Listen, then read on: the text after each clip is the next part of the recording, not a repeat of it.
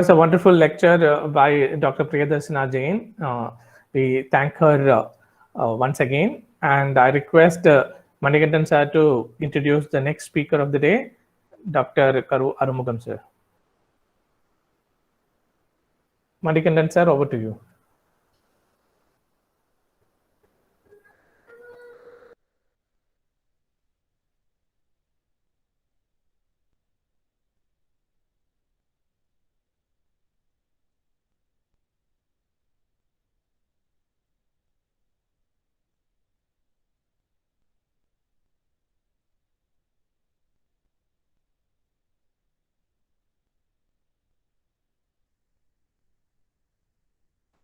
I think Manikandan sir is experiencing some technical difficulties.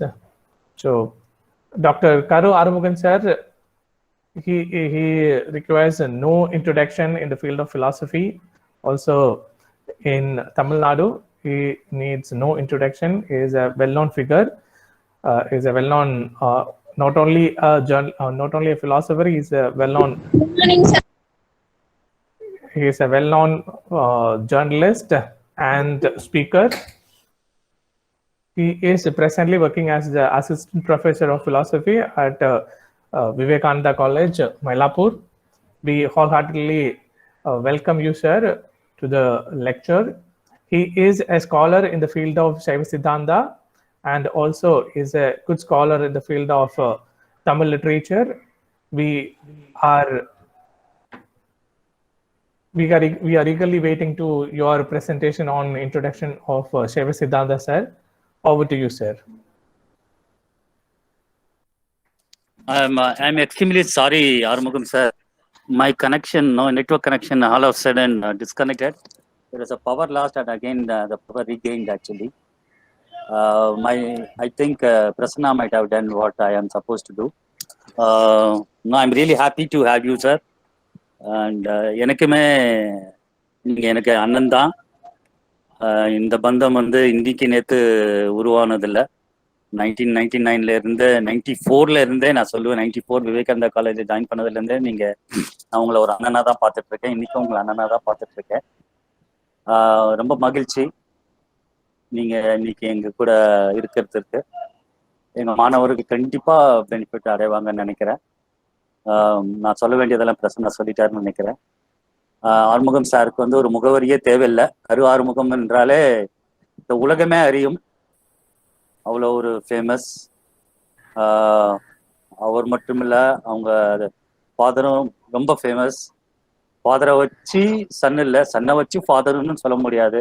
ரெண்டு பேருமே ஒரு great scholars in their own field. I welcome you, sir. Arumugam sir, now it is over to you, sir. Thanks, Mani.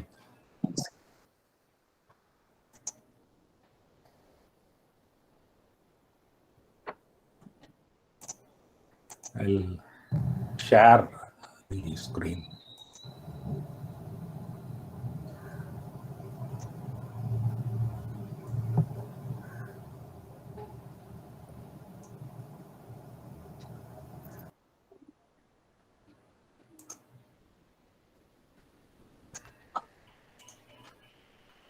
Good morning to one and all. Anaivarukkum vanakkam. Mani has tempted me to speak in Tamil, but Prasanna has requested me to speak bilingual. I'll speak bilingual.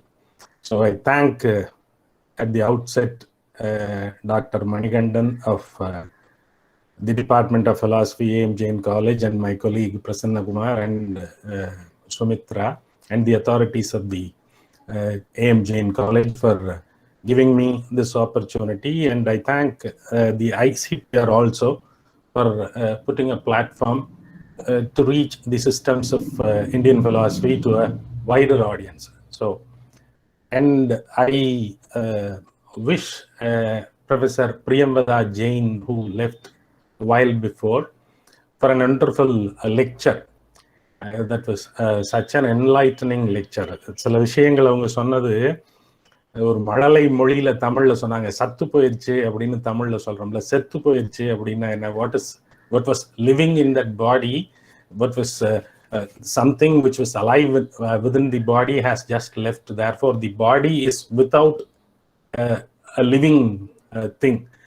சத்து போயிருச்சு, அந்த பாடியில இருந்த சத்து போயிருச்சு, அதைத்தான் நம்ம செத்து போயிருச்சு அப்படின்னு சொல்றோம் அப்படின்னு சொன்னாங்க. தோ grammatically it may not be right, but it was nice observation. அது நல்லா இருக்கு கேட்கறதுக்கு.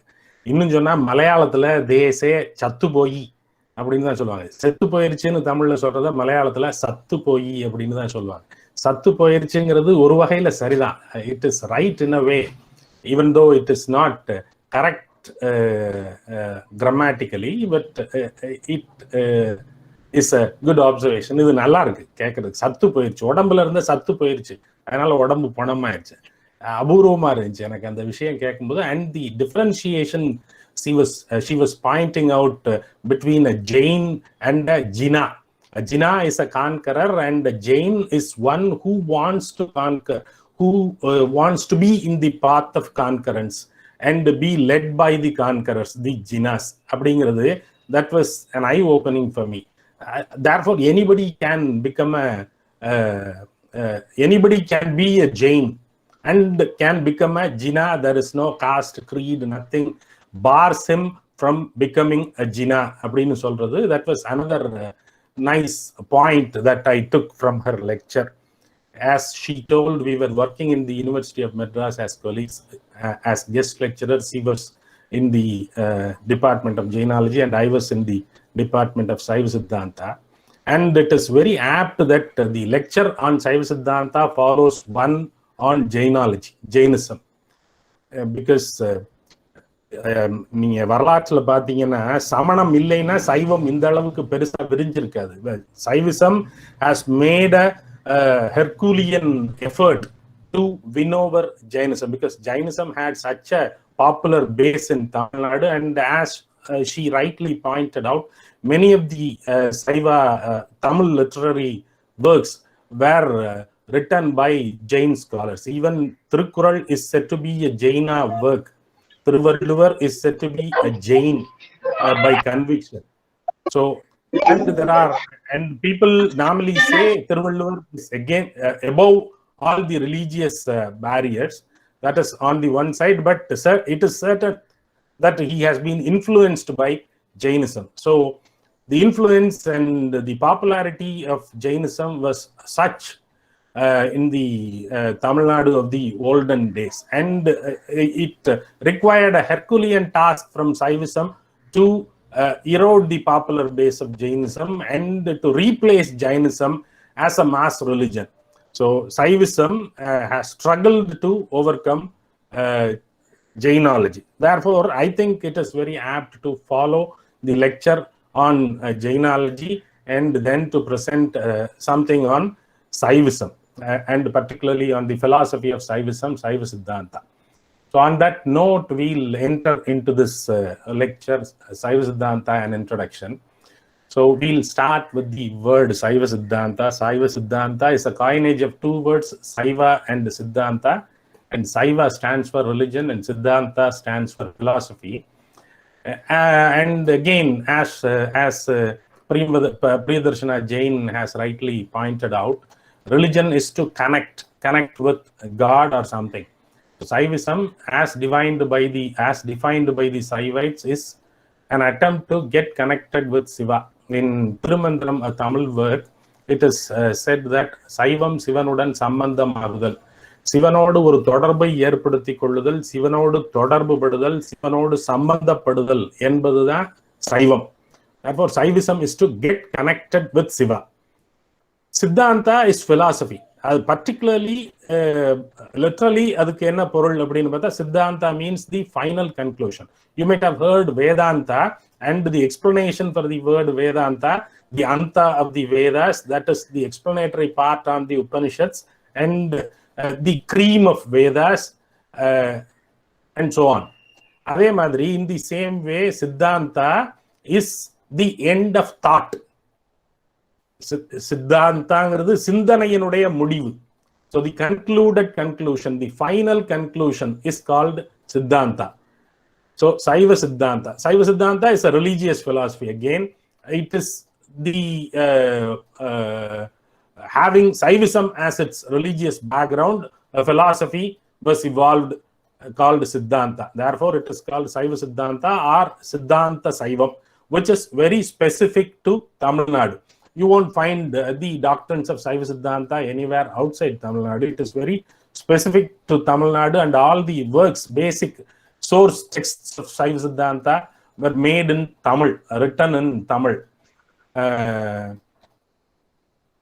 When we speak of the origins of Saivism, again, like Priyadarshana Jain said, Jainology had its origin in during the Indus Valley civilization, and the same case with Saivism also. They also claim, the Saivites also claim, that Saivism originated in the Indus Valley civilization. And there was an observation by Sir John Marshall that Saivism is the oldest and still living religion, practiced religion. And these are the evidences that we get from the Indus Valley civilization. And this is what Dr. Priyadarshana Jain was referring to.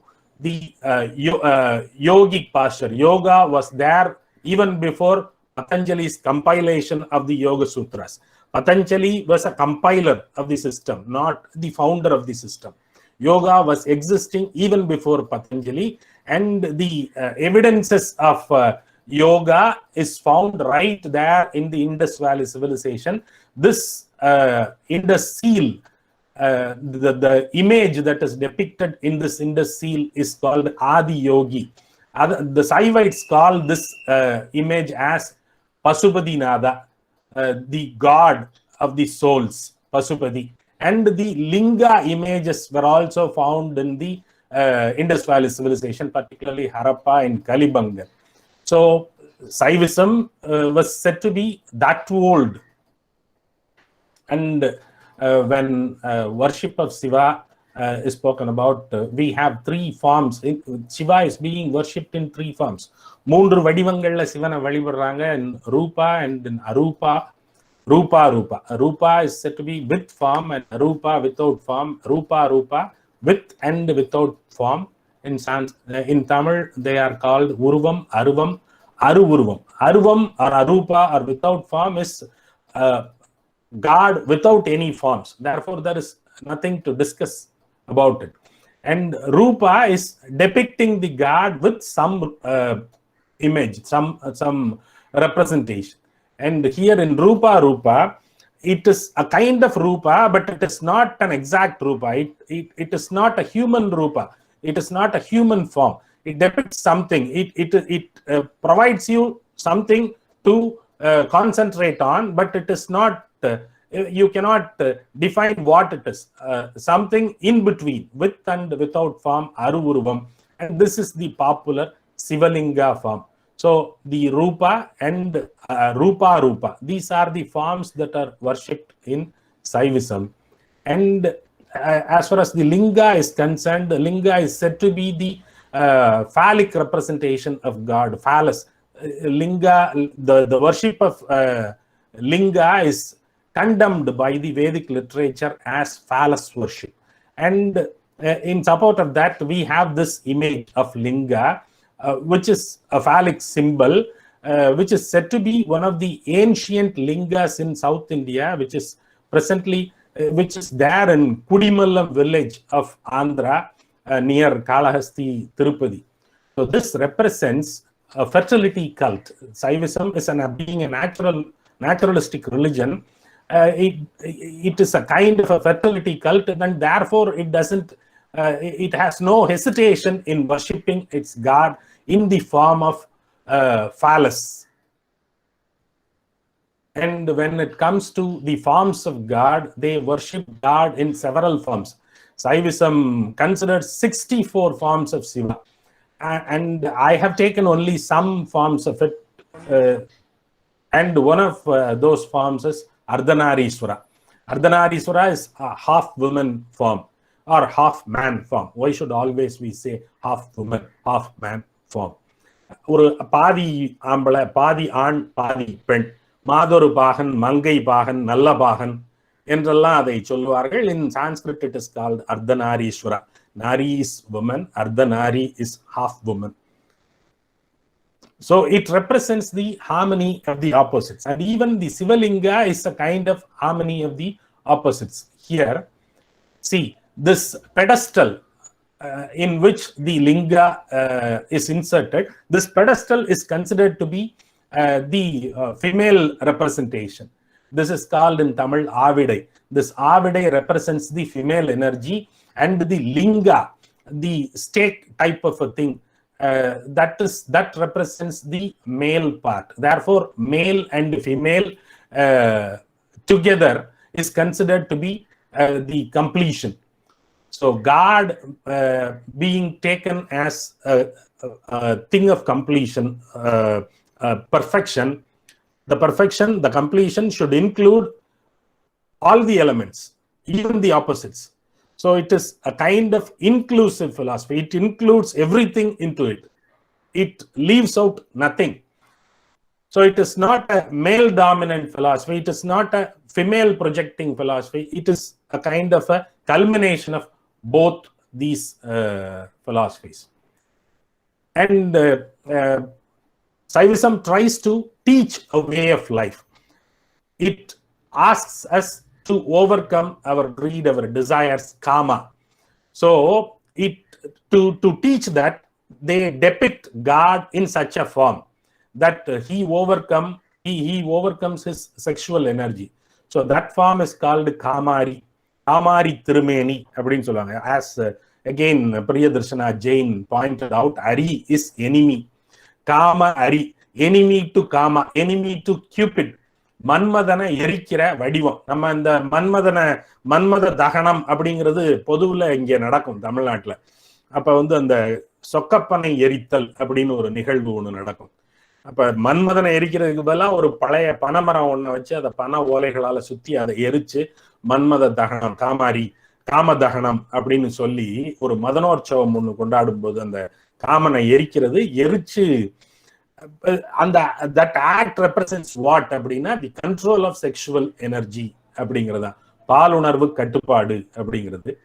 And then if you ask whether Saivism condemns the sexual indulgence completely அப்படின்னா it is not so. It allows sexual urge, but in a channelized manner. Therefore, to represent that, the Saivism comes out with a form called Uma Magesa. So the Mageshwara Siva is sitting with his consort Uma. In between their child Skanda, this form is called Soma Skanda Vadivam or Uma Mageshwara Vadivam. Soma Skanda is Soma, Siva, Uma and Skanda. Sa, Uma, Skanda, Soma Skanda. So that is what Saivism is trying to project. The sexual energy has to be controlled first, and then it can have a channelized way of practicing it, and then you should overcome your sexual, you should sublimate your sexual energy. That is represented by the Dakshinamurti form. Palunarvu Madai Matram. We have in Indian philosophy the ashramas, 4 ashramas: Brahmacharya, Grahastha, Vanastha, and Brahmacharya, Grahastha, Vanaprastha, and Sannyasa. So Saivism, not taking cue from the Vedic literature, it tries to develop its own way of representing these stages of life by depicting God, Lord Shiva himself practicing these things: control of sexual energy, Kamari, and channelizing the sexual energy, Uma Maheshwara or Soma Skanda, and then to sublimate the sexual energy by depicting Shiva as Dakshinamurti.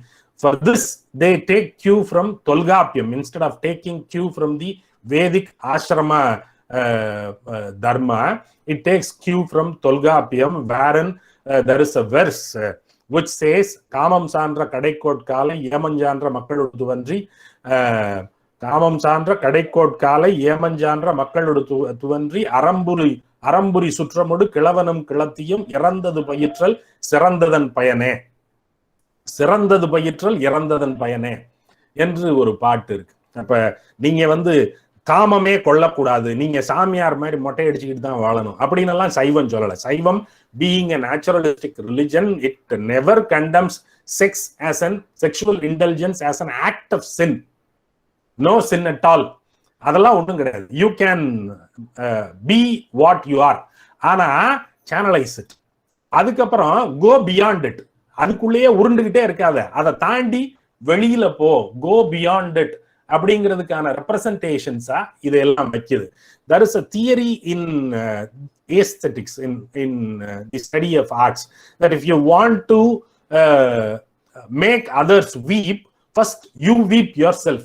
நீ அடுத்தவனை ஒரு உணர்ச்சிக்கு ஆட்படுத்தணும்னு நினைச்சா அந்த உணர்ச்சிக்கு முதல்ல நீ ஆட்படணும். இப்ப நான் வந்து உன்னை அழ வைக்க வேண்டும் என்று கருதினால் முதலில் நான் உருகி அழ வேண்டும். நான் உருகி அழுவதை பார்த்தால் என்னுடைய முன்னுதாரணத்தை கொண்டு நீயும் உருகி அழுவாய் அப்படிங்கிறது. Therefore, to evoke an emotion, you have to do that. You have to bring that emotion within yourself. So, imitating your emotion, the respondent will respond. அதனால Siva, the God Siva has been put as an example. முதல்ல அந்த பயிற்சிகளை எல்லாம் அவர் செய்யறாரு. அவர் செஞ்சதுக்கு பிறகு அவரை பார்த்து மற்றவங்க செய்வாங்க அப்படிங்கிறதுனால அத கடவுளை வச்சே அதை டெபிக்ட் பண்றாங்க இன் Saivism. And when it comes to the textual acceptance, though Saivism accepts Vedas as generic texts, not as specific texts. வேதத்தை ஒப்புக்கொள்றான். அப்ப மற்ற ஆஸ்திக தரிசன, like all other ஆஸ்திக தர்சனாஸ், they don't endorse the Vedas completely. They have reverence for the Vedas.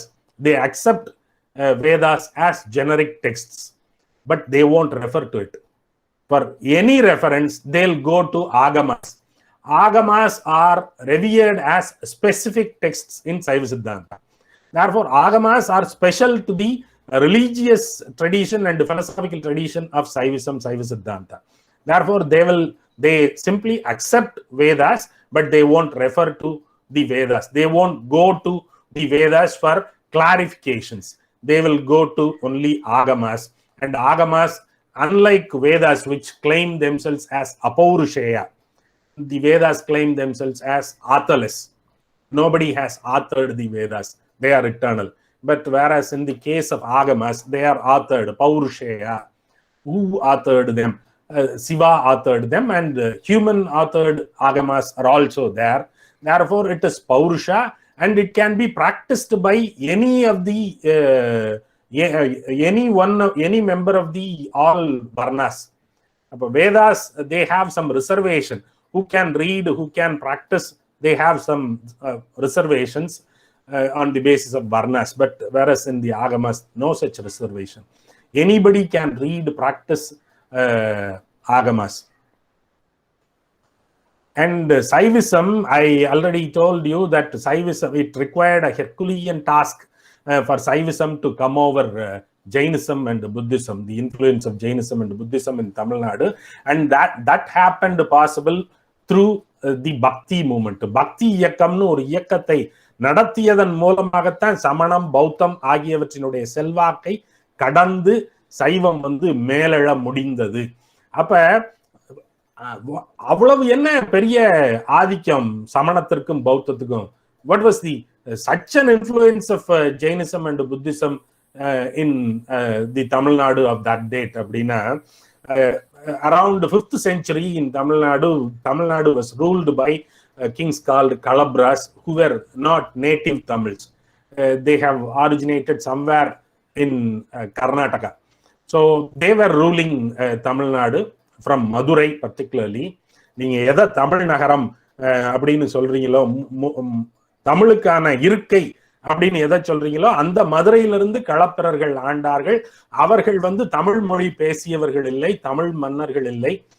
அவர்கள் சிறந்த வேலைகள் செய்தவர்கள் இருக்கிறார்கள், அது ஒரு பக்கம். ஆனா அவர்கள் தமிழ் சமயம், தமிழ் மொழி ஆகியவற்றுக்கு அந்நியமானவர்கள்.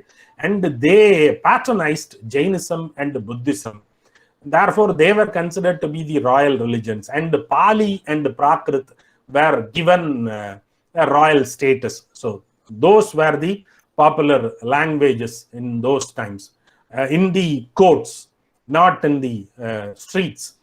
Appa Pali Prakritam, Jainism and Buddhism were in vogue in Tamil Nadu of that day. And Tamil was considered inferior and the native religion was not there anywhere. அப்ப இந்த மாதிரி ஒரு சமயத்துல ஒரு Tamil revivalistic movement and religious revivalistic movement was taken up by the Saivites and the Vaishnavites. They organized their religion.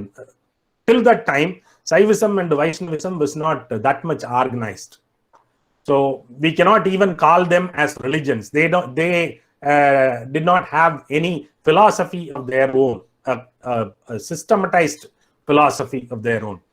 ஒரு மாதிரி டிஸ்ஆர்கனைஸ்டா டிஸ்பேண்டடா இருந்த நிலைமையில they started banding their group, organizing their religions as Saivism and Vaishnavism, started propagating Saivism and Vaishnavism as native religions, and alongside they started a movement for the Tamil revivalism also.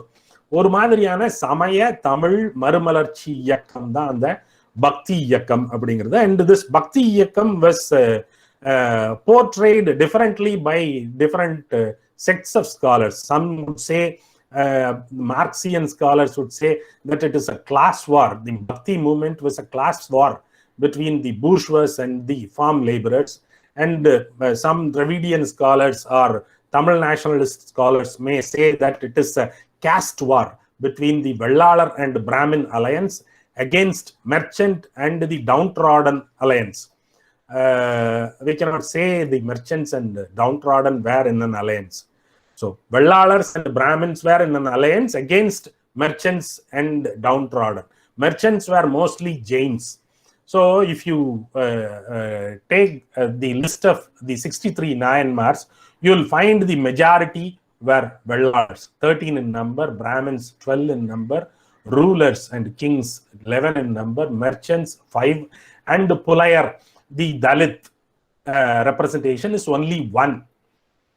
But it was at that time, during the Bhakti movement period, a compromising stand between the Vedic Sanatana religion and the Agamic Saiva religion happened. A compromising alliance to oppose a common enemy called Jainism and Buddhism. So to oppose Jainism and Buddhism, these two clinched an alliance. The Vedic Sanatana religion and the Agamic Saiva religion clinched an alliance to fight Jainism and Buddhism by way of putting up a movement called Bhakti movement. And what was the success of Jainism and Buddhism in Tamil Nadu? Because ரொம்ப அடிப்படையான the success formula of Jainism and Buddhism was only one. They are beyond Varna and Jati. Varna and Jati are no bar for Jainism and Buddhism. And they were ready to provide educational and medical assistance to all, invariable of their castes, creed, Varna, nothing hindered providing assistance to people.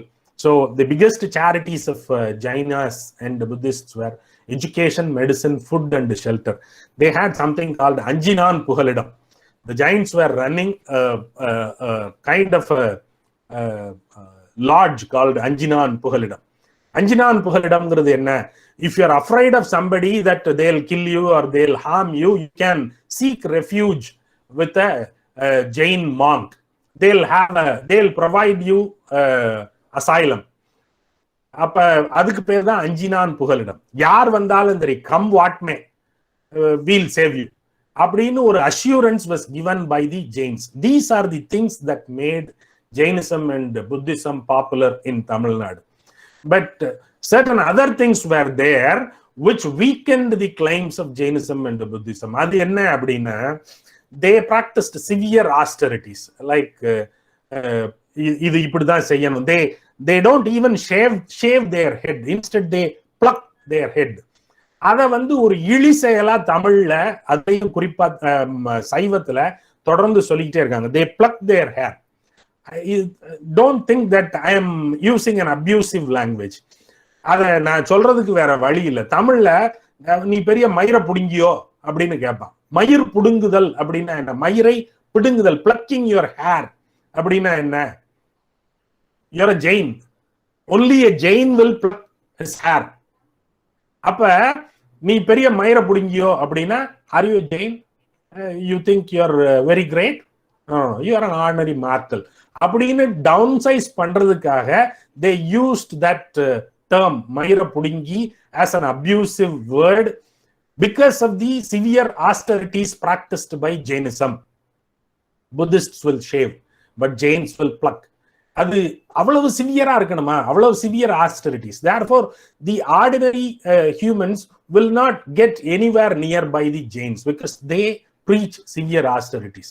And there was no space for fine arts. They don't encourage performing arts. Fine arts in the sense they don't encourage performing arts. And they are against seeking pleasure. And there is no much space for women in Jainism and Buddhism. But these are the weak points of Jainism and Buddhism. It was here Saivism and Vaishnavism hit hard to defeat Jainism and Buddhism.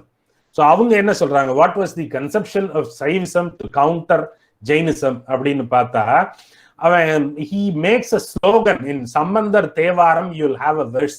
மண்ணில் நல்ல வண்ணம் வாழலாம் வைகளும் எண்ணில் நல்ல கதிக்கு யாதுமோர் குறைவிலை கண்ணின் நல் அகுதுரும் கழுமல வளநகரில் பெண்ணின் நல்லாளோடும் பெருந்தகை இருந்ததே.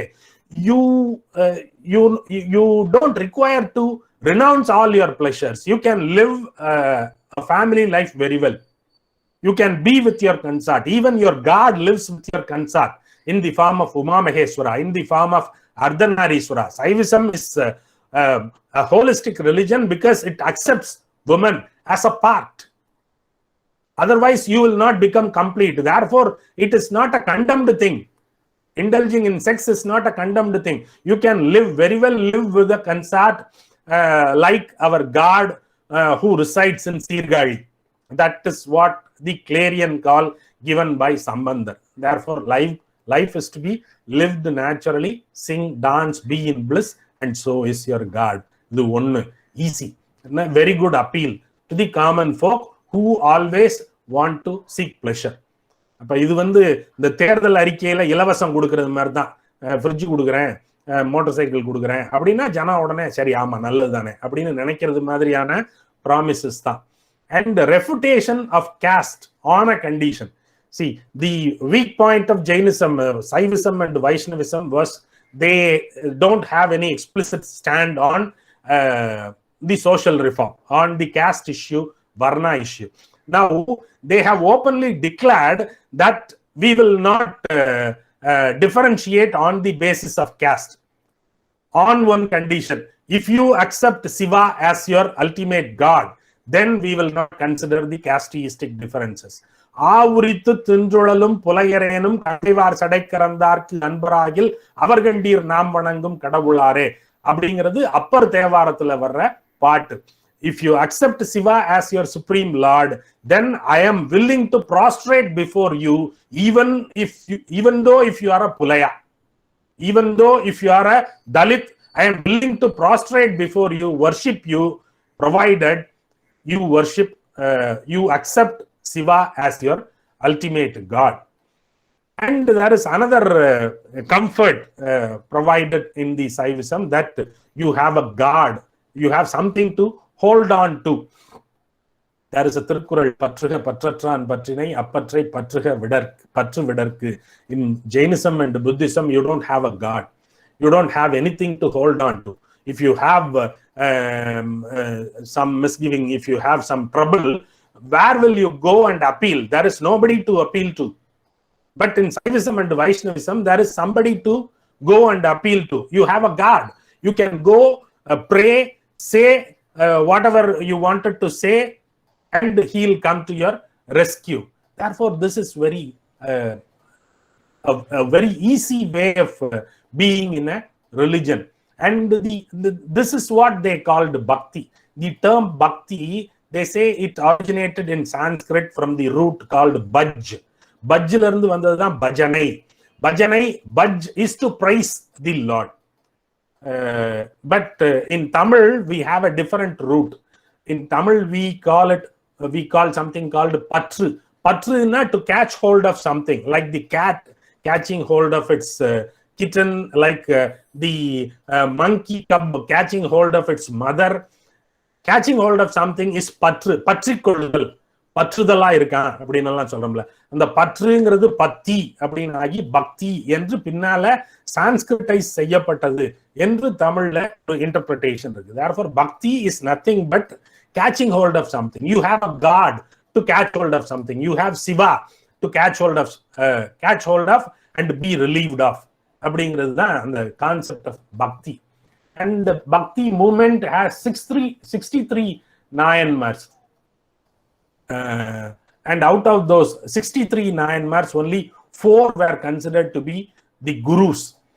Tirunavukarasar, Thiruஞான Sambandar, Sundaramurthy Nayanar, Manikya Vasagar. These 4 are considered to be the religious gurus, religious teachers. In Tamil, they are called Saiva Samaya Kuravargal. Kuravar is a term, comes from Guru. And what are the texts of Tamil Saivism? We have 2 different texts. One set is the Bhakti texts and the other set is philosophical texts. And under the Bhakti classification, we have the 12 Tirumurais, 12 Tirumureigal. They are otherwise called Stotras or religious texts. And on the other side, we have the 14 Tiruneri texts. Tiruneri, that which shows the path. So philosophical texts are otherwise called Sastras. So the Stotras and the Sastras. And the notable Bhakti texts, I am not giving you a complete list of the Bhakti texts, only a few I am making a mention of. Thevaram, Tiruvasagam, Tirumandiram and Periyapuranam. These are the notable Bhakti texts, notable Tirumurais. And in the philosophical texts category, we have Sivañana Bodham, Sivañana Siddhiyar, and Sivapragasam. So these are the important texts. In Saiva Siddhanta, the Sivañana Bodham is considered to be the primary text, and the Sivañana Siddhiyar as secondary text, and the Sivapragasam as the tertiary text. And these are the philosophical teachers of Saivism. We have the religious teachers here, Thiruஞான Appar Sundarar, Appar Sambandar, Sundarar, Manikya Vasagar, and here we have the philosophical teachers, Meigandar, Arulnandi Sivam, Marañana Sambandar, and Umapati Sivam. These 4 are the important Saiva, Siddhanta Saiva philosophical teachers. And if you want me to explain Saiva Siddhanta in 4 lines, I can do that with the help of a verse in Tirumandiram. Padi pasu pasam yanapahar moonril padiyinai pol pasu pasam anadi, padiyinai chendranuga pasu pasam, padiyanihil pasu pasam nilave. This is verse number 115 of the Tirumandiram, written by Tirumular, one of the 12 Tirumurais of Saivism. So the meaning of this verse goes like this. Of the so-called Padi, Pasu and Pasa, Pasu and Pasa are eternal like Padi. Pasus and Pasa never approach Pati. If Pasus approach Pati, Pasa will wane away. So we have 3 realities here, Pati, Pasu and Pasa. Pati is the Lord, and Pasus are the souls, and Pasa is bondage. So Pasu, the soul, is always in association with Pasa. It never approaches God. Once it approaches God, the Pasa, which is catching hold of the Pasus, will wane away, will wither away, and the Pasu will be liberated. This is the crux of Saiva Siddhanta in 4 lines, as provided by Tirumular in his Tirumandiram. So we now have 3 realities, Padi, Pasu and Pasa. And what are the pramanas by which Saiva Siddhanta tries to establish the validity of the 3 realities, Padi, Pasu, Pasa? அப்படின்னு பார்த்தோம்னா, pramanas are called in Tamil as alavais, and the Saiva Siddhanta accepted pramanas are these 3. Pratyaksha, Anumana, and Agama Pramana. You have to note one point here. Saiva Siddhanta never refers to the third Pramana as Sabda, as the other philosophies of India do. Instead, they refer to it as Agama Pramana. Why? Sabda is Veda Sabda. Vedic text is Sabda. But Saiva Siddhanta, even though it has a reverence for the Vedic texts, it never takes it as a Pramana. Therefore, they take only the Agamas as their Pramana. Therefore, instead of naming the third Pramana as Shabda, they name it as Agama Pramana. So in Tamil, the Pratyaksha is called Kachi, Anumana is called Karudal, Agama Pramana is called Urai. So these are the three Pramanas with which they try to establish the realities proposed by them, God, soul, and the bondage. That is Pati, Pasu, Pasa. And we'll take up first the concept of Pati, Kadavut Kolkai. And Pati, unlike in the other Indian philosophical schools, is not referred to by the term Brahman. Generally, it is common to refer to God in Sanskrit, that too particularly in the Vedantic systems, as Brahman. But in Saiva Siddhanta, they don't use the term Brahman. Instead, they use the term Pati. Why? Because when you call it as Brahman, you have only one. There is no reality apart from that one. Therefore, it is Brahman. But whereas when you call him as Pati, you are meaning that he is the chief head. Therefore, if he is the head, then there will be some cadres also. There are other existences also. Therefore, he is called Pati, Kadavul, Iraivan. இந்த மாதிரியான பெயர்களை வச்சு தான் இறைவனை அழைக்கிறாங்களே ஒழிய பிரம்மன் என்று சொல்கிற பழக்கம் சைவ சித்தாந்தத்துல கிடையாது. And they try to prove the existence of God with the cosmological argument, and that is not imparted. That is a common argument which is used by many of the schools of philosophy, both in India and in the West. So we need not discuss anything in detail about it. What is important to be noted here is they accept that they cannot prove God with the help of logic, because logic is full of ifs and thens. Therefore, it is very futile to make an attempt to prove God with the help of logic. Therefore, leave logic behind and have faith in God, and all your sufferings will cease. That is the claim of Trinyana Sambandar in his Thevaram. ஏதுக்களாலும் எடுத்த மொழியாலும் மிக்கு சோதிக்க வேண்டா சுடர் விட்டுடன் எங்கள் சோதி. Don't try to make any attempt to prove the existence of God. It will be futile. You cannot do, because logic is full of ifs and thens. மாதுக்கம் நீங்கள் ஒருவீர் மனம் பற்றி வாழ்மின் சாதுக்கள் மிக்கீர் இறையே வந்து சார்மின்களே. If you want to get relieved of your suffering, come be in the company of our God. So, and they attribute God with 8 gunas. That is another thing. Generally, Indian philosophy speaks about Nirguna Brahman, God without any attributes, without any gunas. But whereas the Bhakti schools attribute God with some gunas. In Vaishnavism, they call God as one with Kalyana gunas. In Saivism, they attribute God with 8 gunas: self-dependence, purity, self-knowledge, omniscience, being ever free from fetters, omnipotence, supreme graciousness, unlimited bliss. And what are the acts of God? Normally, there is a tendency to restrict the acts of God into 3: creation, sustenance, and destruction. படைத்தல், காத்தல், அழித்தல். 3 தொழில் தான் சொல்லுவாங்க. And these acts are represented by different gods. Padaithal by Brahman, and sustenance by Vishnu, and destruction by Shiva. But here in Saiva Siddhanta, they add 2 more acts: obscuration and benediction. So totally 5 acts of God. 5 தொழில். 5 தொழில்களையும் செய்யறது ஒரே கடவுள் தான். Yes.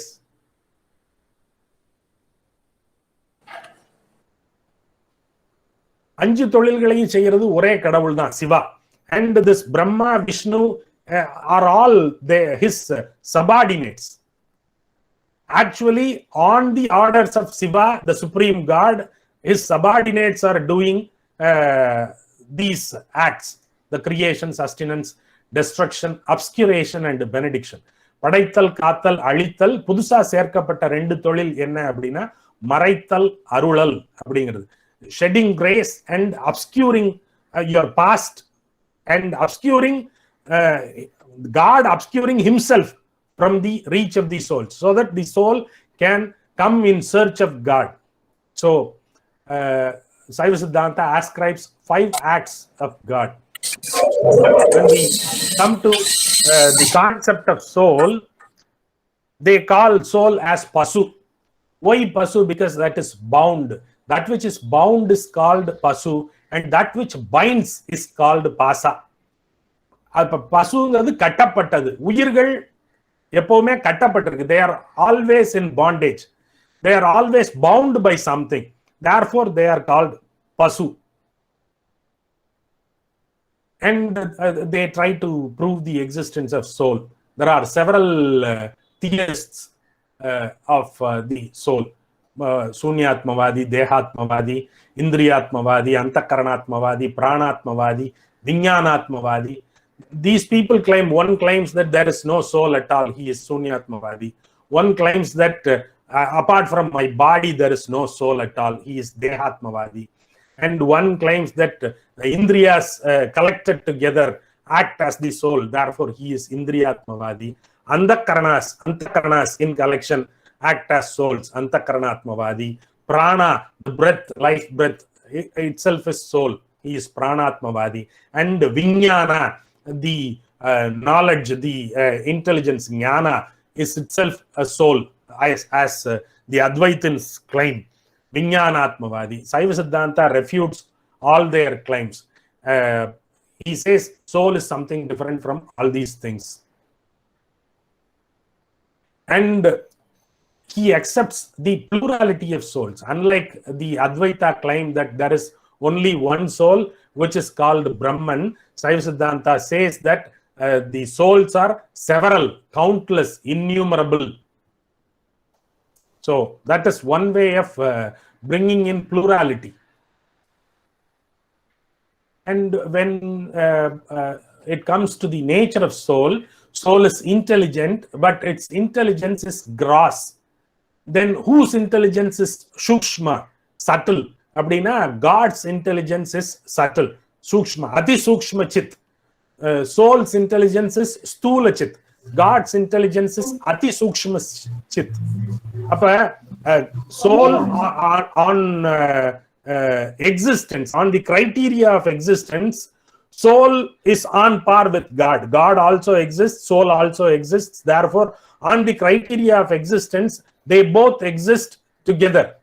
But on the criteria of intelligence, God's intelligence is superior and soul's intelligence is inferior. Therefore, they are not on par. God is superior, soul is inferior. So, soul is intelligent, and it has 3 potencies: jnana, icha and kriya. To know, to will and to act, all these 3 potencies are there with the soul, and this is the important nature of soul. உயிர்களின் இயல்பு சார்ந்ததன் வண்ணமாதல் அப்படிங்கிறது. To reflect is the fundamental nature of Shiva. If it is in the company of God, it reflects the godly qualities. If it is in the company of the bondage, dirt, fetter, it reflects the qualities of those things. Therefore, to reflect is the nature of soul, and therefore soul is called Sadasat, because when in association with God, it acts godly. When in association with bondage, that is Asat, it acts dirty. Therefore, it is called Sat plus Asat, Sadasat, and it is pervasive and Nitya, eternal. And the souls are classified into 3 categories: Vijnana Kala, Pralaya Kala, and Sagala. What made the Saiva Siddhantins to classify the souls into 3 categories is because of their association with the malas, the dirts. if it is, there are three malas, Anava, Karma, and Maya. If the soul is in association with only one mala, only one dirt, only one bondage, Anava, then it is Vijnana Kala. If it is in company with two malas, two dirts, two bondages, then it is, that is Anava and Karma, it is Pralaya Kala. If it is in company with all the three malas, then it is Sakala. So what are these malas? What is bondage? Let us move on to discuss what is bondage according to Saiva Siddhanta. In Saiva Siddhanta, bondage is called pasam or thalai in Tamil. So what is pasam? That which binds pasu is pasam. And you might have seen the noose in the hand of Yama. That is also called pasa kairu, pasam. Pasam, that which binds. Pasam, that which covers, that which completely hides something. அது பாசம். இப்ப நீங்க இந்த நீர்நிலைகள்ல படிந்திருக்கிற that mass which covers the water bodies is called pasam in Tamil. And any relationship which binds you by love or hatred is pasam. And pasam is classified into three: Anava, Karma, and Maya. What are these? Anava is normally considered to be ego, but actually it is not exactly ego. Anava is nothing but ignorance, and ego is a byproduct of ignorance. அவன் ரொம்ப ஆணவமா இருக்கான் அப்படின்னா ரொம்ப திமிரு பிடிச்சவன், ஈகோட்டிஸ்டிக் அப்படின்னு நம்ம நினைக்கிறோம். But aanava is not simply being egotistic. Aanava is to be in ignorance. You become egotistic because you are ignorant. Out of ignorance, egotism comes. Therefore, Anava is exactly ignorance. Ignorance of what? If you ask, ignorance of the real, ignorance of the ultimate, ignorance of one's own self. So, Saivism goes along with Jainism. The same thing was told by Priyadarshana Jain also. The ignorance causes, ignorance plays the spoil sport. And from where does the term Anava comes from? It comes from the root called Anu. Anu is atom. அது வந்து உயிர்களின் அறிவை அணுத்தன்மைப்படுத்துவதனால அதுக்கு பேரு ஆணவம். அறியாமைக்கு பேரு ஆணவம்னு ஏன் வச்சா அப்படின்னு சொன்னா, because your ignorance atomizes your knowledge, atomizes your intelligence. It minuscules you. Therefore, it minuscules the soul's potencies. Therefore, it is called Anava. ஏன்னா அது அணுத்தன்மைப்படுத்துகிறது. It makes you pygmies. Therefore, it is called Anava. And the nature of Anava, Anava is beginningless, and Anava is eternally binding the souls. How can a dirt, how can a bondage bind the souls eternally? They give an example that the copper is always in company with the verdigris. தாமரை வந்து எப்பவுமே நீங்க தேய்ச்சிக்கிட்டே இருக்கலைன்னா அது ஒரு மாதிரி பாசம் பிடிச்சு போயிடும், பச்சையா இருக்கும். அப்ப அந்த பச்சையை நீங்க புளியெல்லாம் போட்டு தேய்ப்பாங்க, தேய்ச்சா அது பளபளன்னு ஷைனியா இந்த உள்ள இருக்கிற ஏரியா மாதிரி வரும். Therefore, unless if you cleanse your ignorance continuously without any gap, moss will cover your intelligence. மறுபடியும் அந்த அழுக்கு உங்க மேல படிஞ்சுக்கிட்டே இருக்கும். That is likened to copper with verdigris, soul in the company of Anava. So when Anava is removed, soul returns back to its original nature of intelligence. And the second mala is Maya. Maya, unlike in the Indian, other Indian philosophical schools claims, not illusion. பொதுவுல மாயானா illusion, மாயைனா மயக்கம் அப்படின்னு தான் பொதுவுல நம்ம கருதுறோம். But here in சைவ Siddhanta, Maya is not illusion. Instead, Maya is the material ground out of which the world evolves and involves. அதுதான் மூலப்பொருள். சாங்கியால they call that material substance pradhana karana as prakriti. So it is the material prime substance out of which the entire world is evolved out of. அந்த பிரகிருதி அப்படிங்கிறத இங்க மாயா அப்படின்னு சொல்றான். மாயா is material, not as claimed in Advaita, something illusory, something indescribable அப்படின்னு சொல்றான்ல அத்வைத்தால. Maya is indescribable அப்படின்னு. But in Saiva Siddhanta, Maya is describable because it is a material entity. And there is a verse in Sivanyana Siddhiyar which describes the nature of Maya. நித்தமாய் அருவாய் ஏக நிலையதாய் உலகத்திற்கோர் வித்துமாய் அசித்தாய் எங்கும் வியாவியாய் விமலனுக்கோர் சத்தியாய் புவனபோக தனுகரணமும் உயிர்க்காய் வைத்ததோர் மலமாய் மாயை மயக்கமும் செய்யும் என்றே. So Maya is the seed of universe. Maya is eternal. Maya is non-intelligent. Maya is formless. Maya is pervasive. Maya is one. Maya is energetic. Maya also sometimes deludes. In the case of Advaita, it always deludes. But in the case of Saiva Siddhanta, sometimes it deludes. But actually, it provides you knowledge. It helps you. It equips you with the instruments of knowledge. Therefore, Maya is considered to be a positive mala in Saiva Siddhanta. Even though it is a bondage, it is considered to be something positive because it provides you the instruments of knowledge, and that thus helps you to reach knowledge. And the third mala is karma. Karma is generally divided into two, good and bad, which brings pleasure and pain. Good acts sometimes bring pain. Bad acts sometimes brings pleasure. So இது வந்து தமிழ்ல இருவினை அப்படின்னு சொல்லுவாங்க. And specifically karma is classified into three: sanchita, prarabdha, and agamya. Sanchita karma is past, prarabdha karma is the present, and agamya karma is the future action. So these are the three kinds of karma Saiva Siddhanta speaks about. Now, what is the Saiva Siddhanta concept of mukti? Veedu petru kolgai அப்படினா என்ன? What is the crux of Saiva Siddhanta? The nature of soul is intelligence. It is naturally intelligent, but its intelligence is covered by Anava mala. Therefore, to remove Anava mala, its intelligence is being curbed by Anava mala.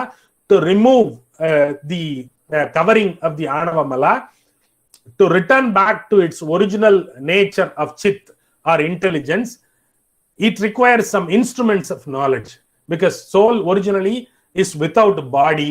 Therefore, it requires a body. Body is the instrument of knowledge. Therefore, God provides such instruments of knowledge by kindling the material substance called Maya, out of which the entire world is created, the bodies are created, and the soul is pushed into the body, pushed into the womb of Maya. So the soul has entered into the Maya with the mission to gain intelligence, to return back to its original square one position, but instead it involves in all the other worldly activities and thus accumulates karma, and that becomes the third fetter. Therefore, the original fetter Anava to be removed. That was the mission of the soul. For that, God creates out of grace from Maya the body to provide instruments of knowledge to the soul. Using that instrument for the required purpose, instead of that, the soul is using it on myriad ways, and thus is bound by a third mala, accumulates a third mala called karma. So now it has to come out of all the three malas, get rid of all the three malas. ஒரு முள்ள எடுக்கிறதுக்காக, முள்ளு இருக்குல்ல, கால்ல நடந்து போகும்போது முள்ளு குத்திருச்சுன்னா இன்னொரு முள்ள வச்சு முதல்ல குத்துன முள்ள எடுத்துருவாங்க, ஊக்கு வச்சு எடுப்பாங்க. ஊக்கு ஒரு முள்ளு கால்ல ஏறிடுச்சு, ஊக்கு வச்சு அந்த முள்ள எடுப்பாங்க. எடுத்து ரெண்டு முள்ளையுமே தூரம் போட்டுறணும். நீங்க வந்து இந்த முள்ள வச்சு தானே நான் அந்த முள்ள எடுத்தேன், this mull helped me to remove that mull, therefore I'll pierce my body with this mull அப்படின்னு யாராவது குத்திக்கிறமா? இல்ல. ஆனா that is what the soul has done. ஒரு பாட்டு இருக்கு, ஒரு சித்தர் பாட்டு. நந்தவனத்தில் ஒரு ஆண்டி அவன் 4 மாதமாய் குயவனை வேண்டி கொண்டு வந்தான் ஒரு தோண்டி மெத்த கூத்தாடி கூத்தாடி போட்டுடை தாண்டி. That depicts the entire way of soul's behavior. நந்தவனத்தில் ஒரு aunty is nothing but the soul. ஆத்மா தான் அந்த ஆண்டி. அவன் என்ன பண்றான், தோட்டத்துல இருக்கிற செடிக்கெல்லாம் தண்ணி ஊத்தணுங்கிறதுக்காக ஒரு குயவங்கிட்ட போய் அவன்கிட்ட கெஞ்சி கூத்தாடி ஒரு பானை ஒண்ணு செஞ்சு கொண்டு வர்றான். அந்த பானையில தண்ணி எடுத்து ஊத்தலாம் அப்படிங்கிறதுக்காக என்ன பண்ணா, ஒரு புது பானை கிடைச்ச உடனேயும் அந்த பானையை தலையில வச்சு, பாத்தியா என் புது பானை என்கிட்ட ஒரு புது பானை இருக்கு அப்படின்னு சொல்லி சொல்லி ஆட்டம் போட்டு பானை கீழே விழுந்து உடைஞ்சு போச்சு. The purpose served? No. உடைச்சிட்டான். எந்த பர்பஸுக்காக அந்த இன்ஸ்ட்ருமெண்ட் உன் கைக்கு வந்துச்சோ அந்த பர்பஸுக்காக அந்த இன்ஸ்ட்ருமெண்ட் பயன்படவே இல்லை. The body is the part given to you to serve a particular purpose, but instead of serving that particular purpose, we used the body to serve other purposes, thus accumulating the third mala called karma. So now we are in a position to remove all the three dirts. What needs to be done அப்படின்னு கேட்டா என்ன செய்யலாம் to get rid of all these three dirts அப்படின்னா, the Saiva Siddhanta prescribes a way called இருவினை ஒப்பு. What is இருவினை ஒப்பு? தமிழ்ல இருவினை ஒப்பு அப்படிங்கிறது treating the good deed and the bad deed as equal. You should not take pride when you do something good, and you should not be frustrated when something bad happens.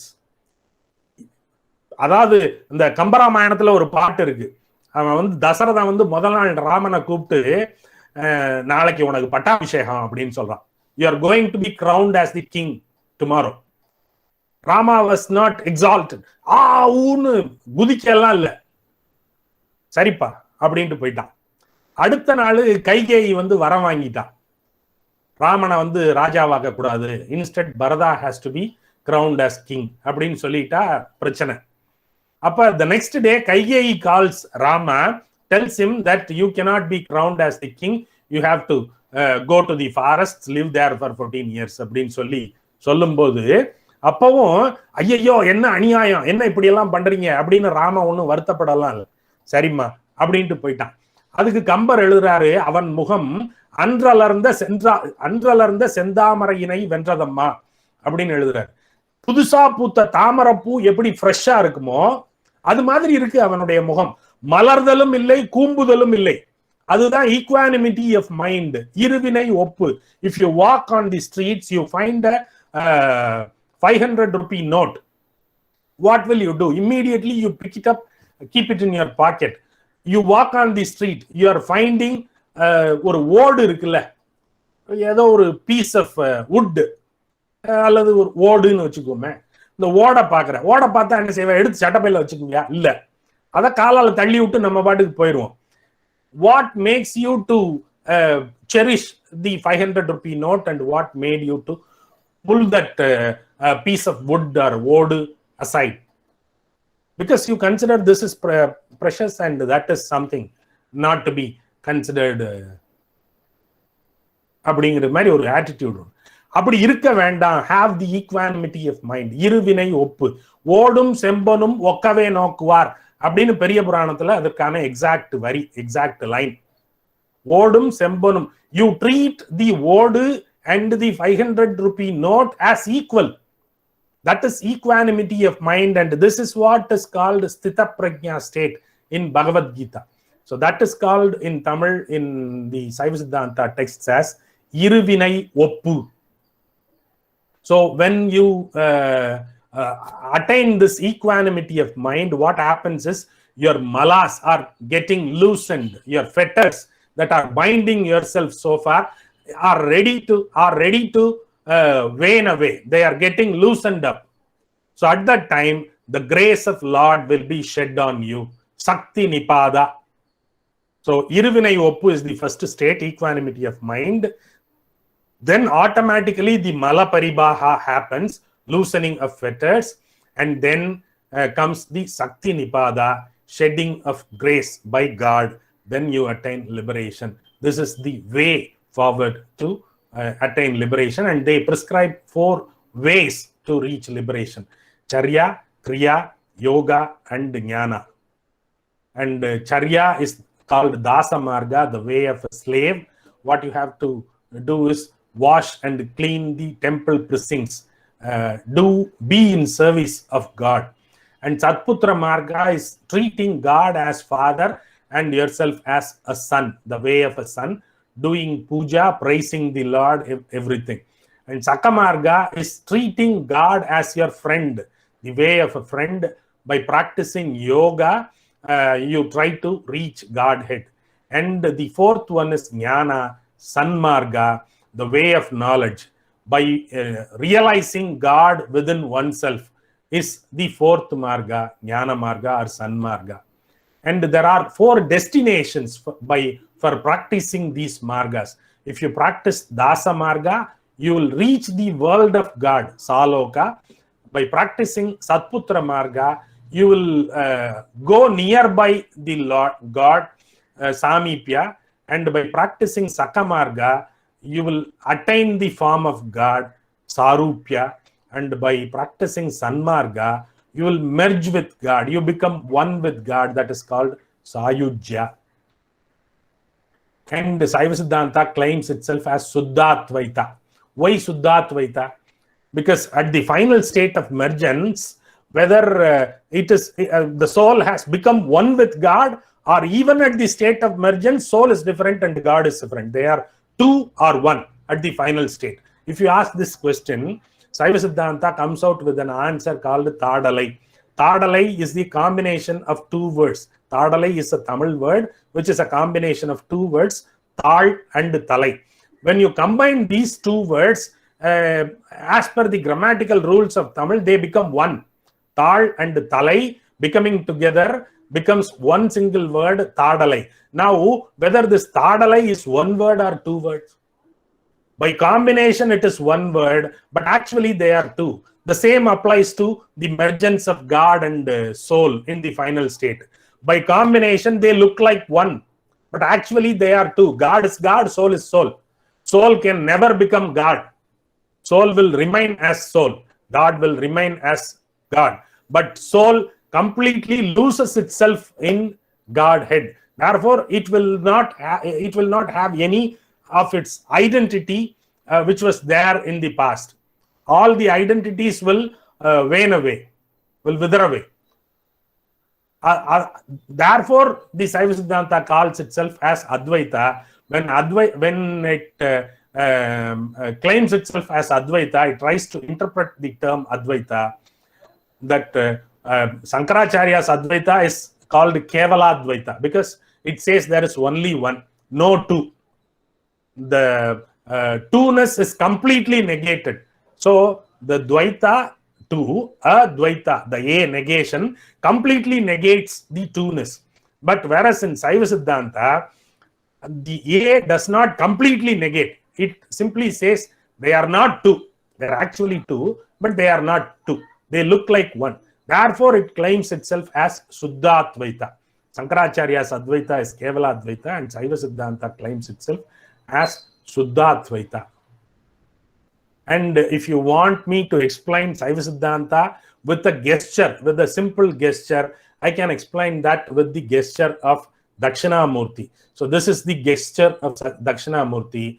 So these 5 fingers represents the concepts proposed by Saiva Siddhanta. The thumb is God, the index finger is soul, and this middle finger is Anava, the ring finger is Karma, and the little finger is Maya, and the soul is always in association with the malas, Anava, Karma, and Maya. So now these malas have to be separated from soul, and the soul's head has to be brought to the holy feet of the Lord. So this is Saiva Siddhanta. So ultimately, you are separating soul from the association of the bondage and brings it to the feet of the Lord. So that is what is Saiva Siddhanta represented by a gesture. And we have also a pictorial representation of Saiva Siddhanta in the form of Nataraja. And there is an explaining verse from Unmainari Vilakam. தோற்றம் துடியதனில் தோயும் திதியமைப்பில் சாற்றியிடும் அங்கியிலே சங்காரம் ஊற்றமா ஊன்று மலர்ப்பதத்தே உற்ற திரோதம் முத்தி நான்ற மலர்ப்பதத்தே நாடு. What is the meaning of that? There are 4 hands of Shiva, and one hand holds the damaruka, the udukkai, a small hand-held drum. that represents the act of creation. By sounding the small handheld drum, Lord Shiva initiates the action of creation. And on the other hand, you'll find a flame of fire. So that destroys everything. So creation is represented by the Udukai, and the destruction is represented by the flame of fire held in the left hand. And this hand, which is the Abhaya Hasta, which represents the act of benediction, the act of sustenance. I will take care of everything. Don't worry, I am here. I will take care of everything. And this foot resting on a small demon. This demon is called Muyalaka. This is Anava actually. Anava represented in the form of a demon called Muyalaka.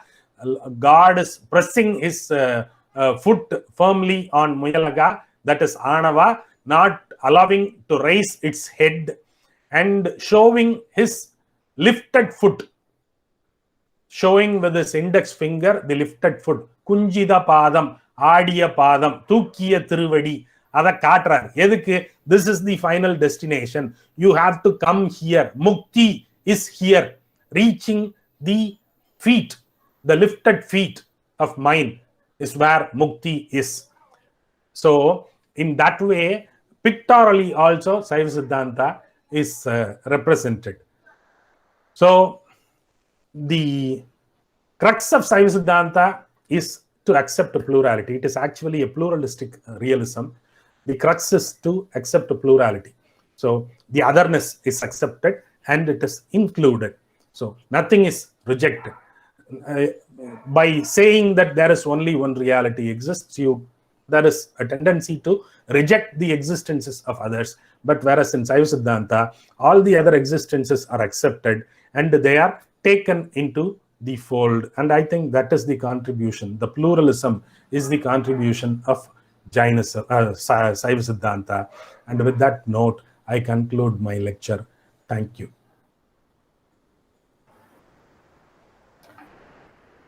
Thank you so much, Dr. Arumugam sir. It was a very scintillating presentation. Sir has very well explained the basic tenets of Saiva Siddhanta. It is not only a very introductory paper. I think that it has gone in deep has explored the deep understanding of it has explored the deep understanding of Saiva Siddhanta. Thank you so much, sir. And I think we'll take 2 or 3 questions. Professor Mohammed Chennai, you want to ask a question? Yes. Please. No, I'm actually Dr. Meeta Shenoy. I've done PhD in Madhvacharya's philosophy. I find some similarity in this. So,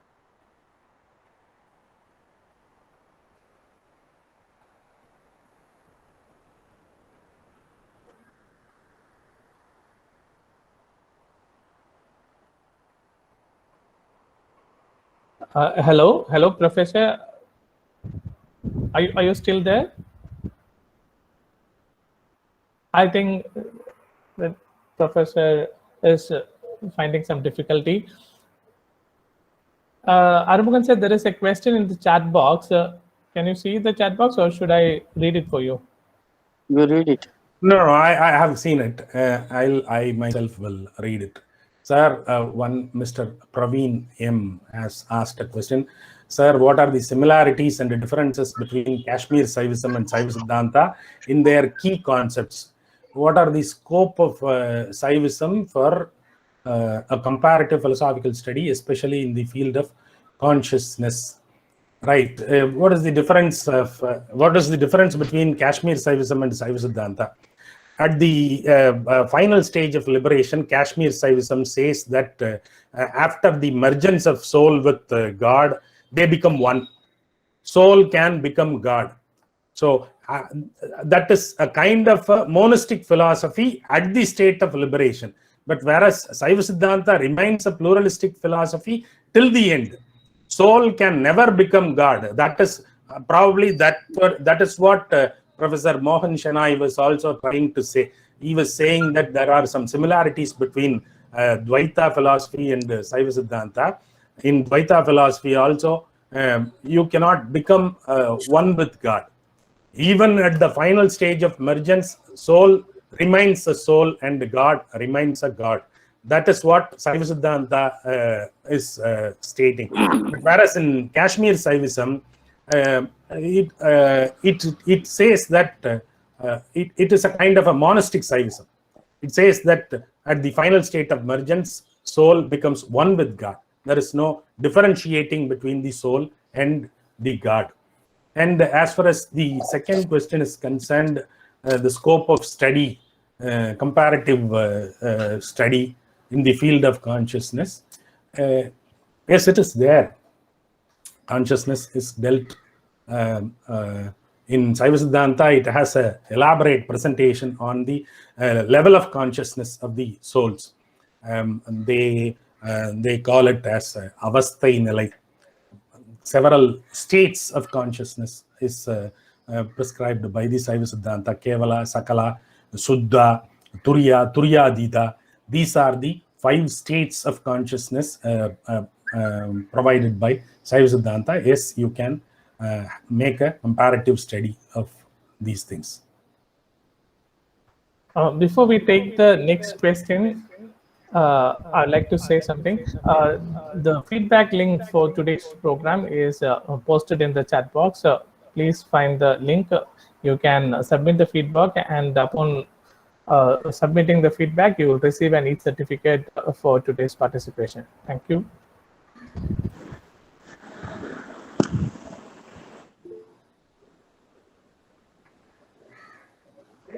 So thank you for your wonderful lecture, sir. We have always enjoyed your presence. Yes. So my observation is that since in the Bhakti movement, you said that the Bhakti movement, there was it's organized form, but then why call it revival then? Revival means it's something which has been done to already, which is there. And then there was a total fall during the Sir, your voice. Then why we should call it organized form of religion. Sir, not use the word revival. Your voice was lost in between. No. I was just. Can you hear me, sir? Now. Yes. So I was just trying to say that the use of the word revival is because of the religion was already established and it had got wavered because of the Calabra rule. We are still not able to prove that. We are still searching for data whether it was purely Jain or the Buddhist or it was a different form of Advikas or that has not been proved even in Karnataka. But then the revival here is suggested because of the Bhakti movement. That's it. So it is not any organized form because it was still the society was still divided on the basis of caste. And I think that is one of the reasons why the Bhakti movement has stopped or stalled. And we are only rechurning what the Siddhas have done. There is nothing new now. So this has been my observation when I read the socio-religious movement of Tamil Nadu. Taken, sir. Thank you, sir. And it is right that it is not a revivalism, as rightly observed by you. Because if it is a revivalism, then we should have an established religion already in place. That is not there. It was totally unorganized. And we don't have any evidences for the existence of a Saiva religion in the Sangam period. We have the concept of a Thinai Teivam in the Sangam age, not the name of Siva has been referred to in the Sangam literature. Therefore, what Professor Ananda Krishnan said is right. It is not a revivalism. The term revivalism cannot be used. The term revivalism cannot be used under the religious context, but it can be used in the linguistic context. Tamil was there. Tamil has lost its sheen, and an attempt was made to revive the language back to its old glory. So I think on that context, we can call it a revivalistic movement, but actually, right, and in the religious context, we cannot call it a revivalistic movement. I accept, sir. Thank you so much, sir. Thank you. So kind of you.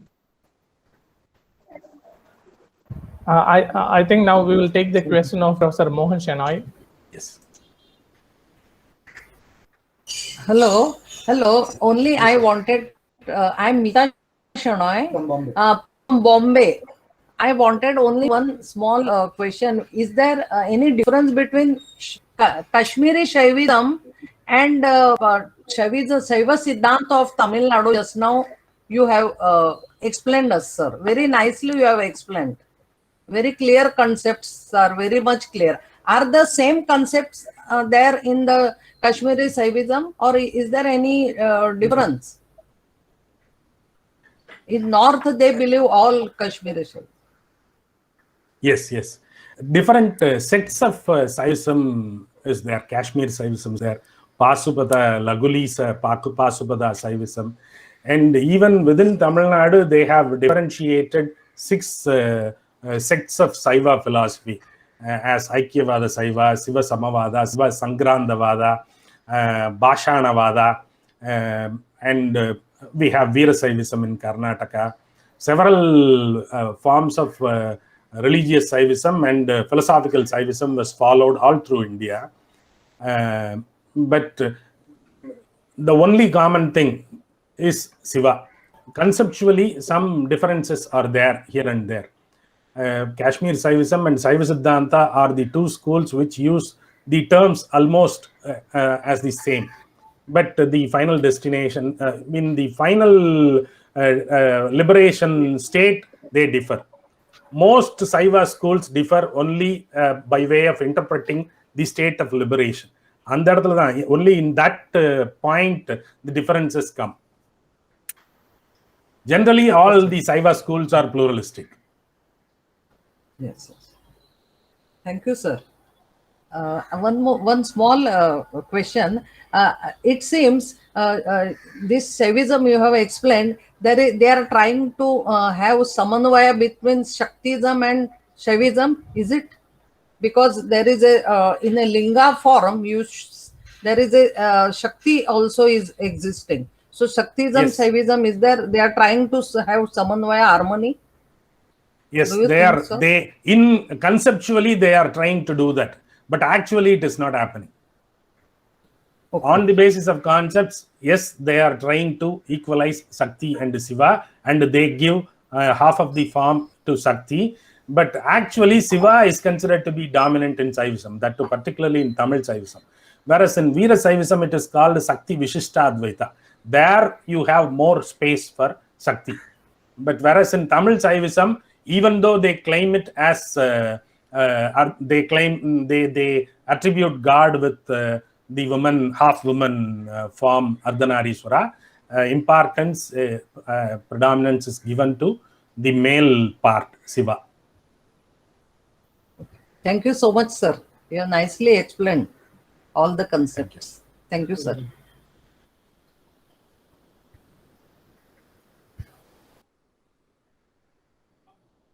Sir, you have done a very nice. Sir, Krishna, next, I think we will take the question from Krishna Kumar Vyas. Sir, you are muted, so your audio is not audible.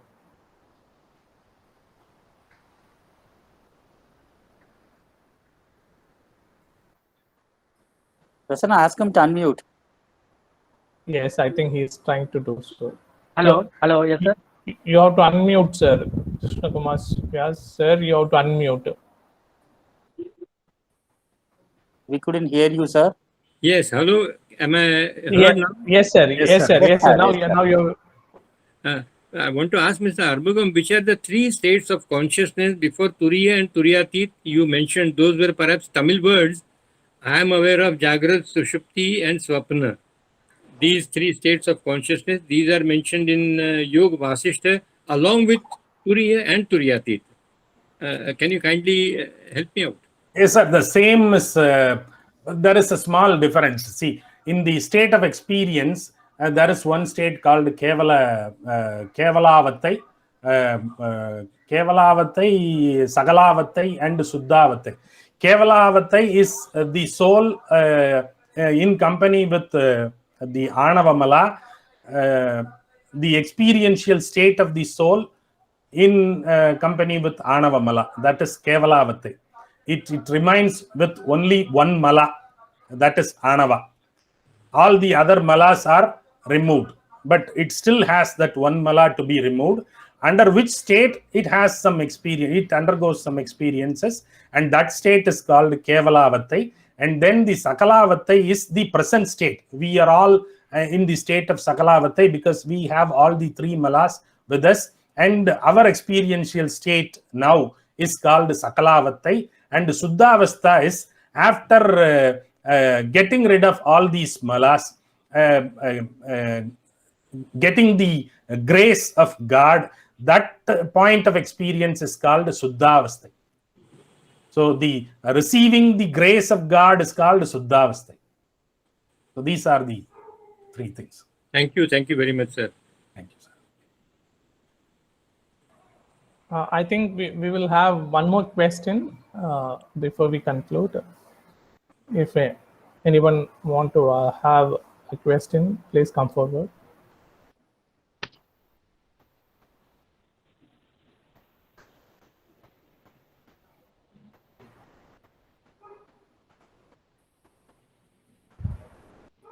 Okay, sir.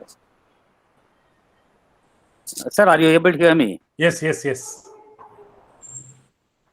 Why the injustice is always done to the Saiva Siddhanta by the Indian philosophy that why it is not being included as one of the darshanas? See, the problem is they have classified the systems of Indian philosophy into two categories.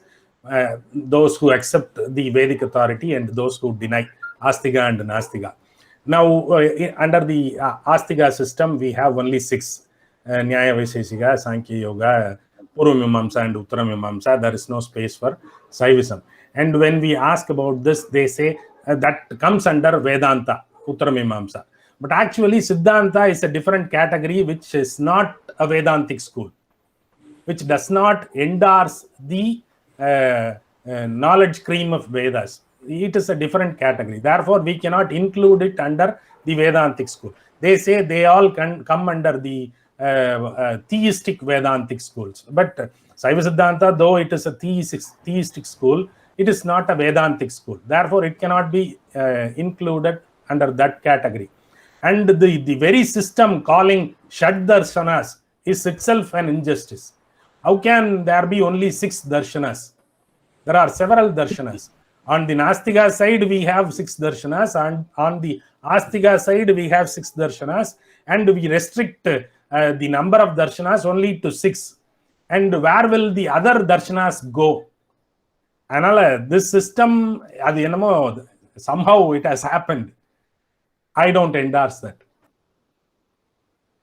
Whether it can be now rectified and can be included in any of the We can darshanas, make that claims. is- We can make claims. That is what we are doing. Okay, sir. You let We us can also insist on that. Yes. let us also join with you in claiming this. We are the ones who are teaching Indian philosophy to students. I teach this. This is a great injustice that classifying systems into 2 categories and into 6 systems. This is not right, because there are several other systems. Under the Nastika division also, there are several other systems like Ajivika, etc., etc. They don't find a place in the Nastika fold. Therefore, it is not right to classify these things. So we make future philosophers. Therefore, it is in our hands to teach them properly and make some clarity in this regard in the students. Yeah, definitely, sir. Yeah. Any other questions? Prasanna, otherwise we will wind it up. Thank you. Badri is asking some question. Badri, unmute yourself. ஐயா வணக்கம் ஐயா. வணக்கம் Madurai. Sir, இந்த அதாவது இது கேள்வியா இல்ல ஒரு எதேர்ச்சியான கோஇன்சிடென்ஸான்னு தெரியல. இப்ப நீங்க சொல்லிண்டே வரும்போது அந்த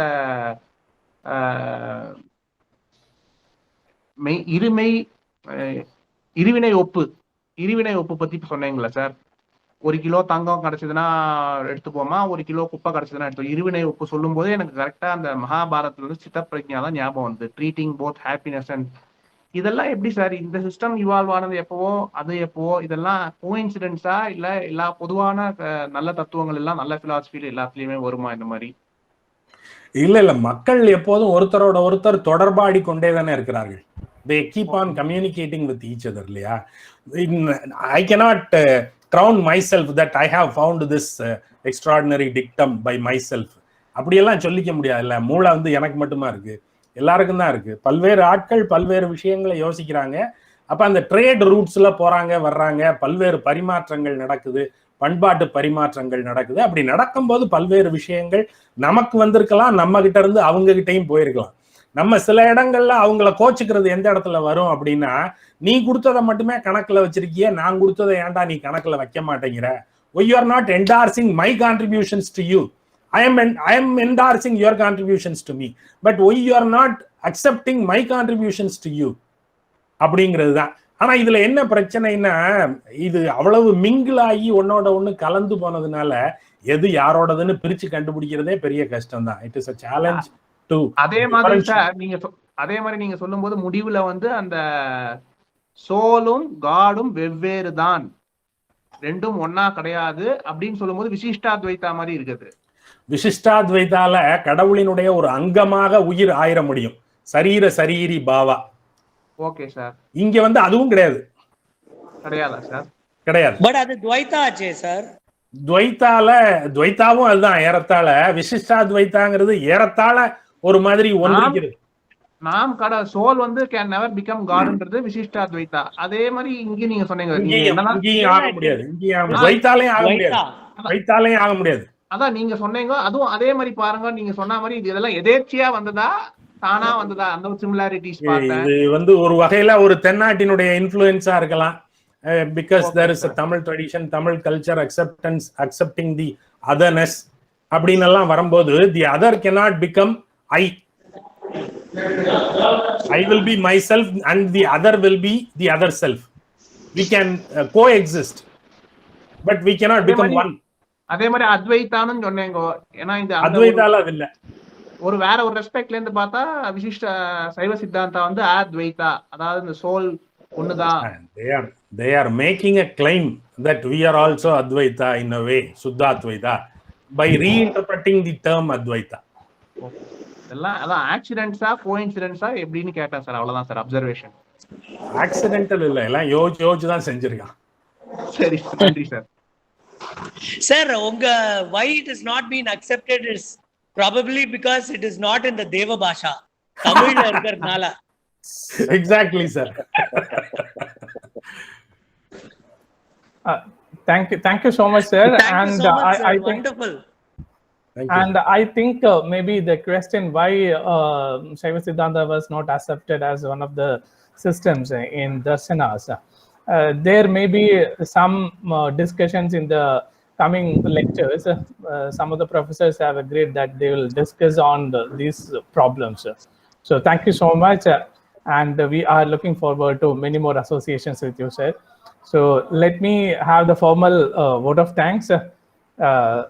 At the outset, I would like to thank the ICPR, Indian Council of Philosophical Research, and all the authorities of ICPR for granting the Indian Philosophers Day program to the department. I also thank today's speakers. The first speaker, Dr. Priyadarshana Jain, the head Department of Jainology, University of Madras, and Dr. Arumugam sir, Assistant Professor, Department of Philosophy, Vivekananda College, Mylapore, for sharing their knowledge with us. And these introductory classes, I shall say that it'll become a source of material for our students. This is for sure. And we are recording these sessions, and we are going to upload these sessions in the YouTube so that the students can access these lectures in future. I also thank our management for their constant support and encouragement towards the Department of Philosophy.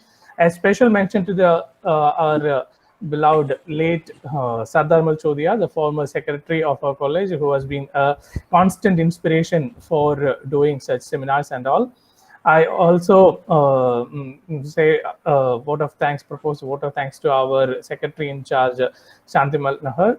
I also extend my vote of thanks to other management members and the authorities. I thank our principal, beloved principal, Dr. Dr. N. Venkataraman, for his constant support and encouragement. I also propose vote of thanks to our vice principal, Mahavi sir, for his constant encouragement. I propose vote of thanks to the superintendent of Shift 1, Ravichandran sir, for his encouragement and support. He was there with us during the lectures.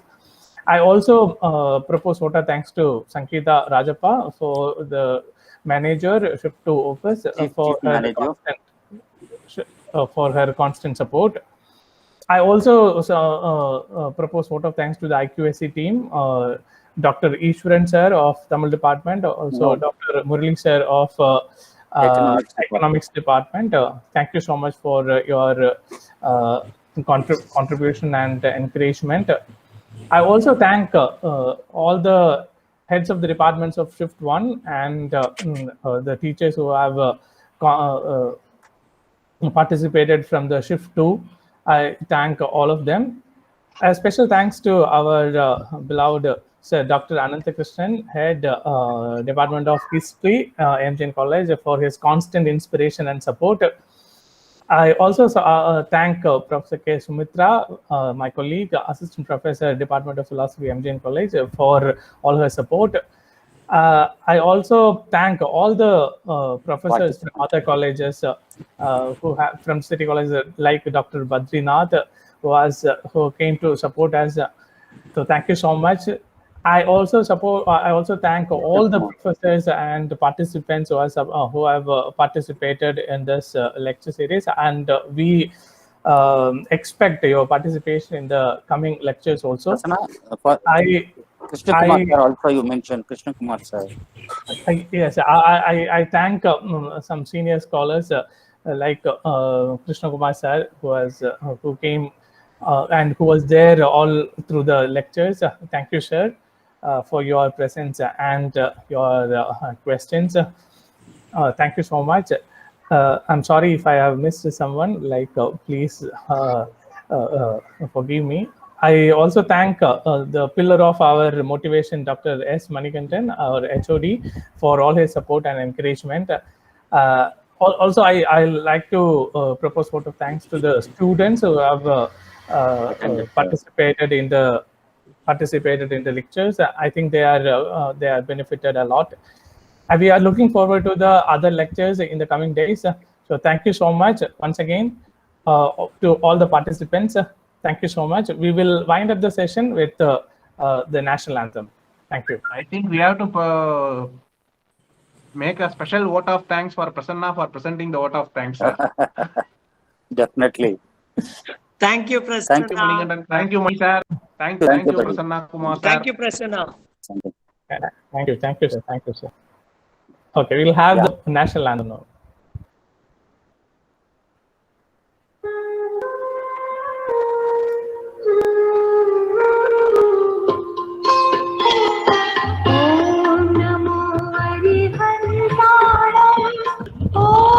Prasanna,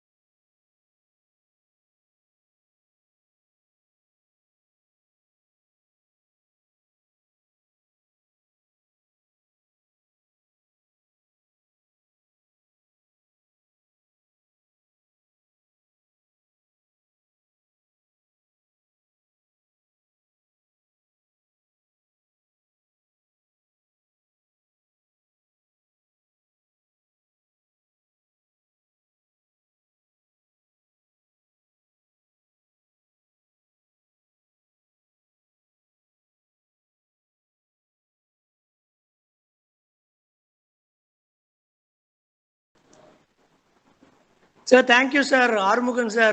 Thank you so much. Sir ரொம்ப நன்றி sir, மகிழ்ச்சி. மறுபடியும் Principal, thanks, சொல்றாரு. Thank you, sir. ரொம்ப நன்றி. Thank you, நல்லது sir. Sir, மகிழ்ச்சி sir. Thank you. Thank you.